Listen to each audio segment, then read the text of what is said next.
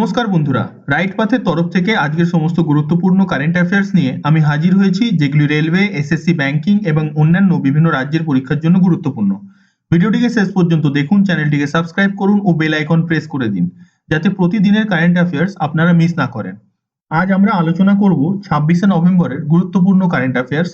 তো চলুন শুরু করা যাক। আজকের প্রথম প্রশ্ন, কোন অরুণাচল প্রদেশের ঐতিহ্যবাহী হাতিয়ার অর্থাৎ অস্ত্র জিআই ট্যাগ পেয়েছে?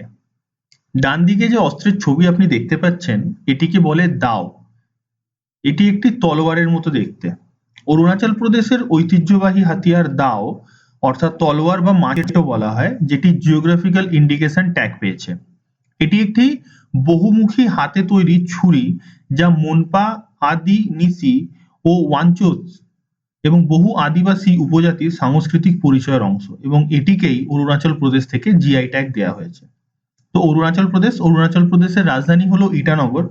মুখ্যমন্ত্রী হলেন প্রেমা খান্ডু এবং বর্তমানে রাজ্যপাল হলেন কৈবাল্য ত্রিবিক্রম পটনায়কে। পরের প্রশ্নটি হলো, সিকেল সেল রোগের জন্য ভারতের প্রথম দেশীয় CRISPR ভিত্তিক জিন থেরাপির নাম কি? ভারত প্রথমবার সিকেল সেলের এই জিন থেরাপিকে ইনঅগ্রেট করেছে। এটির নাম হলো বিরসা 101। সিকেল সেল রোগের জন্য ভারতীয়রা নিজের প্রথম দেশীয় CRISPR ভিত্তিক জিন থেরাপি, যার নাম বিরসা 1, এটিকে চালু করেছে। এটি CSIR ও IGIB দ্বারা তৈরি করা হয়েছে। এটি একটি এনফেনকেস 9 প্ল্যাটফর্মের উচ্চ নির্ভুল জিনোম এডিটিং ব্যবহার করে করা হয়েছে, এবং এই যে ভ্যাকসিন বা থেরাপি যার নাম বিরসা 101 দেওয়া হয়েছে, এটি আদিবাসী নেতা ভগবান বিরসা মুন্ডার প্রতি উৎসর্গ করে এই নামটি রাখা হয়েছে। পরের প্রশ্নটি হলো, কলকাতায় 2025 সালের 28 থেকে 30শে নভেম্বর কোন আন্তর্জাতিক কবিতা উৎসব অনুষ্ঠিত হবে? তো কলকাতায় চেয়ার পোয়েম ফেস্টিভ্যাল অনুষ্ঠিত হতে চলেছে। কলকাতায় আন্তর্জাতিক চেয়ার পোয়েম ফেস্টিভ্যাল বা চেয়ার পোয়েট্রি ইভিনিং, কলকাতার আন্তর্জাতিক কবিতা উৎসব, এর 8ম সংস্করণ 28 থেকে 30শে নভেম্বরে অনুষ্ঠিত হবে। উৎসবে 13টি দেশ থেকে আগত কবিতার 16টি ভিন্ন ভাষায় তাদের কবিতা উদযাপন করবে। হুগলি নদীর স্বাক্ষর অনুষ্ঠান পোয়েট্রি অন দ্য ক্রুজ একটি অন্যতম আকর্ষণ হবে। তো এটি কলকাতায় অনুষ্ঠিত হচ্ছে।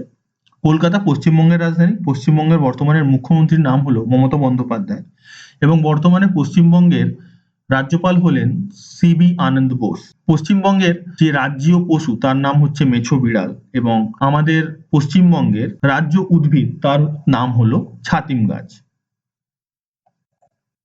পরের প্রশ্নটি হলো, ভারতের 53তম প্রধান বিচারপতি হিসাবে কে শপথ গ্রহণ করেছেন?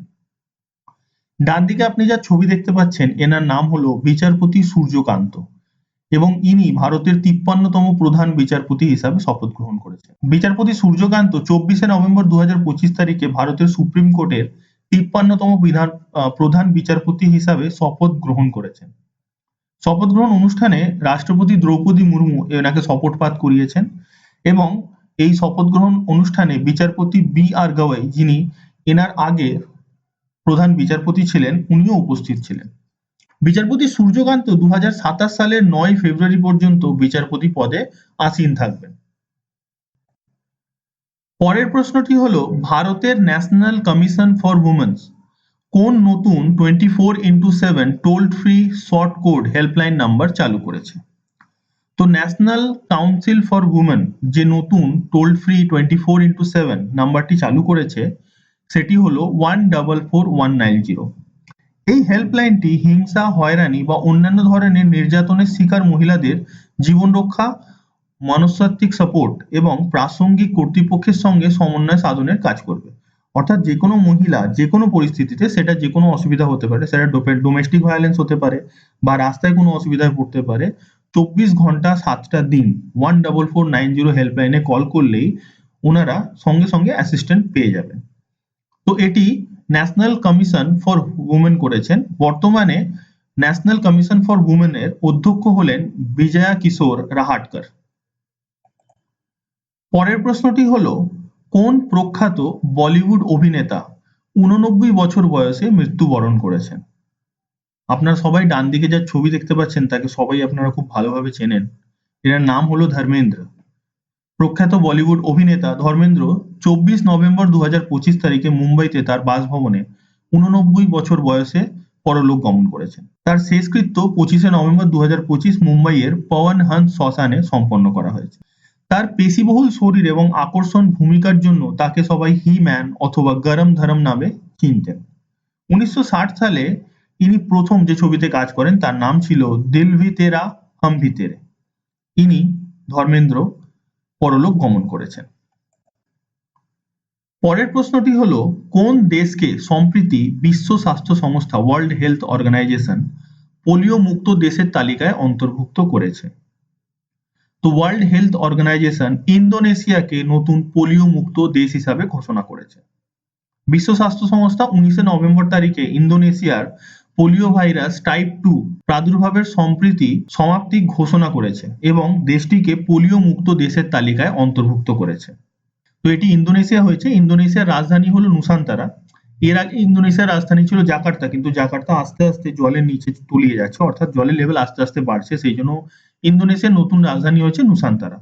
ইন্দোনেশিয়ার মুদ্রা হচ্ছে ইন্দোনেশিয়ান রুপিয়া এবং বর্তমানে রাষ্ট্রপতি হলেন প্রভাবো সুবিয়ান্তো। এটি ওয়ার্ল্ড হেলথ অর্গানাইজেশন অ্যানাউন্স করেছে। তো ওয়ার্ল্ড হেলথ অর্গানাইজেশনের সদর দপ্তর হলো জেনেভা, সুইজারল্যান্ড এবং প্রতিষ্ঠিত হয়েছিল 7ই এপ্রিল 1948। 7ই এপ্রিল ওয়ার্ল্ড হেলথ ডে হিসাবে পালিত করা হয়। বর্তমানে এর মহাপরিচালক হলেন ডক্টর টেদ্রোস আদানোস গেব্রেয়েসাস। পরের প্রশ্নটি হলো, লাস ভেগাস গ্র্যান্ড প্রি কে জিতেছেন?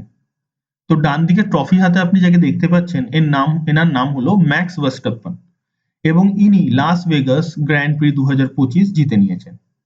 তিনি ল্যান্ডো নরিস এবং জর্জ রাসেলের আগে প্রথম স্থান অধিকার করেছেন।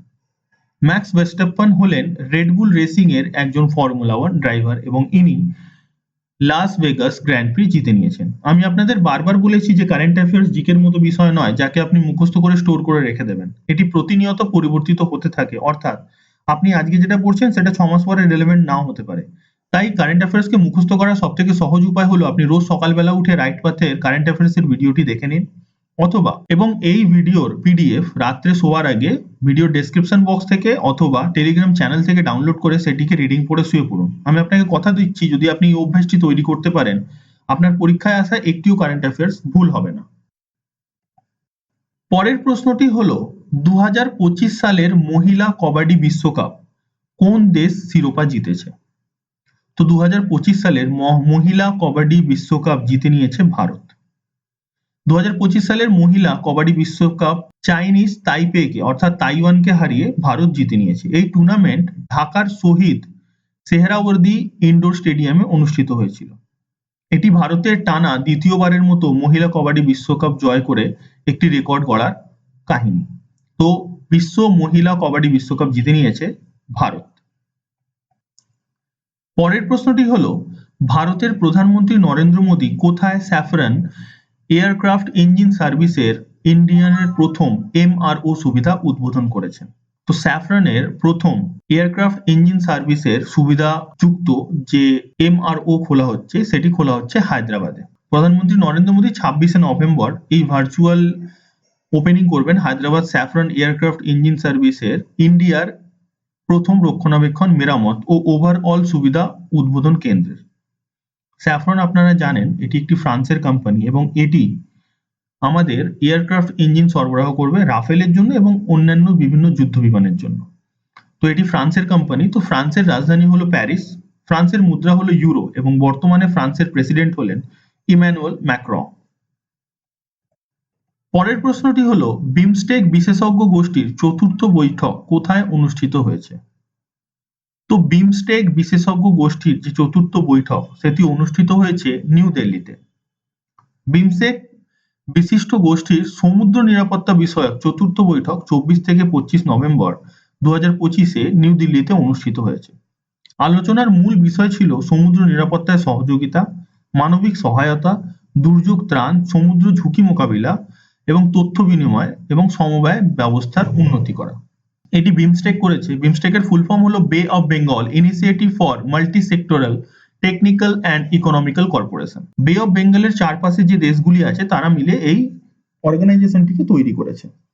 এটি স্থাপিত হয়েছিল 1997 সালে। এর সদর দপ্তর বাংলাদেশের ঢাকায় এবং বর্তমানে বিমস্টেকের মহাসচিব হলেন ইন্দ্রমণি পান্ডে। পরের প্রশ্নটি হলো ভারত এবং নেপালের যৌথ সামরিক মহড়ার নাম কি, যেটি উত্তরাখণ্ডে অনুষ্ঠিত হচ্ছে?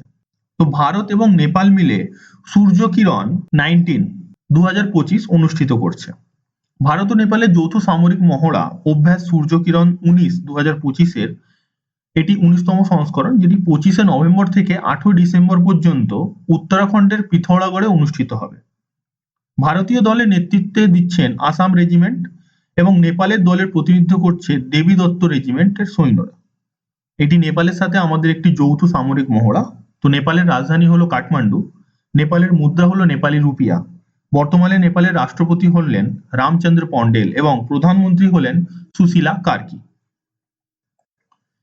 এবারে আজকের হোমওয়ার্ক কোয়েশ্চেন। আজকের হোমওয়ার্ক কোয়েশ্চেনটি হলো 2025 সালে কোন দেশ বিশ্বের তৃতীয় সর্বোচ্চ মানবিক সহায়তা প্রদানকারী হয়েছে?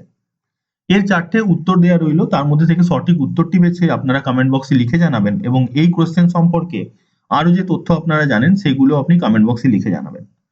আপনি যদি এর উত্তর না জানেন তাহলে আমাদের গতকালের ভিডিও দেখবেন অথবা গুগল সার্চ করবেন, কিন্তু অবশ্যই আপনার উত্তর লিখে জানাবেন, কারণ একবার আপনারা যেটা লিখে দেবেন সেটা আপনারা সহজে ভুলবেন না। এবারে গতকালের ভিডিওর হোমওয়ার্ক কোয়েশ্চেনের উত্তর। গতকালের ভিডিওর হোমওয়ার্ক কোয়েশ্চেন ছিল মিস ইউনিভার্স 2025 মুকুট কোন দেশের ফাতিমা বস জিতেছেন? তো ফাতিমা বস, যিনি মিস ইউনিভার্স 2025 হয়েছেন, ইনি মেক্সিকো থেকে বিলং করেন এবং ইনি মিস ইউনিভার্স 2025 হয়েছেন। রাইট পাথের তরফ থেকে এটা ছিল আজকের মোস্ট ইম্পর্টেন্ট কারেন্ট অ্যাফেয়ার্স।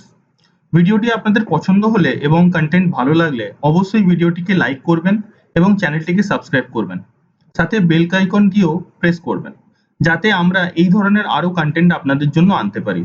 ভিডিওটি কেমন লাগলো সে বিষয়ে অবশ্যই নিজের মতামত কমেন্ট বক্সে জানাবেন এবং ভিডিওটি পছন্দ হলে নিজস্ব বন্ধুদের এডুকেশন গ্রুপে ভিডিওটি অবশ্যই শেয়ার করবেন, যাতে এই ভিডিও দেখে আরো সবাই উপকৃত হতে পারে। এই ভিডিওর পিডিএফ আপনি ভিডিও ডেসক্রিপশন বক্স থেকে ডাউনলোড করতে পারেন অথবা টেলিগ্রাম চ্যানেল থেকেও ডাউনলোড করতে পারেন। টেলিগ্রাম চ্যানেল জয়েন করার লিংক আপনি ভিডিও ডেসক্রিপশনে পেয়ে যাবেন। এখানে এছাড়াও আপনি অন্যান্য পরীক্ষা সম্পর্কে আপডেট এবং ফ্রি কন্টেন্টও পেয়ে যাবেন। লেটেস্ট আপডেটের জন্য অবশ্যই আমাদের রাইট পাথের ফেসবুক এবং ইনস্টা পেজ ফলো করতে ভুলবেন না। ইনস্টা ও ফেসবুক পেজের লিংক আপনি ডেসক্রিপশন বক্সেই পাবেন। আজকের মতো এইটুকু। আবার কাল দেখা হবে কালকের মোস্ট ইম্পর্টেন্ট কারেন্ট অ্যাফেয়ার্স নিয়ে। নিজের খেয়াল রাখুন এবং পড়াশোনা ভালো করে চালিয়ে যান। জয় হিন্দ।